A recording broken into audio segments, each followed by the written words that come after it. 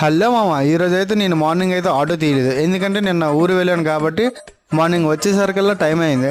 So time అయిపోవడం వల్ల ఎటువంటి కిరాయి ఉండదు, అలాగే సర్వీస్కి వెళ్ళి ఎటువంటి ప్రయోజనం ఉండదు కాబట్టి శుభ్రంగా ఇంటికి వెళ్ళి పడుకున్నాను.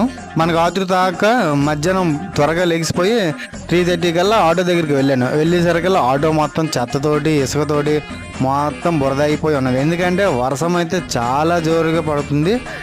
ఏదో ఒకట్లో సర్వీస్కి వెళ్దాం, ఎంతో కొంత వస్తుంది కదా అని తెగించి ఆటో తీశాను. అలా తీసి నేను 4 నుంచి 6 వరకు సర్వీస్ చేశాను. ఇలా సర్వీస్ చేస్తుండగా వర్షం పడుతున్నప్పుడు నా ఆటోకి అద్దం మీద ఉన్న వైఫర్ అయితే ఆన్ చేశాను.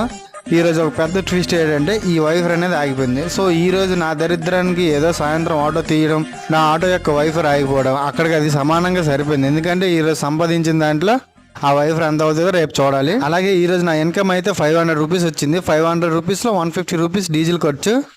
డే 4 నా ఇన్కమ్ 350 రూపీస్.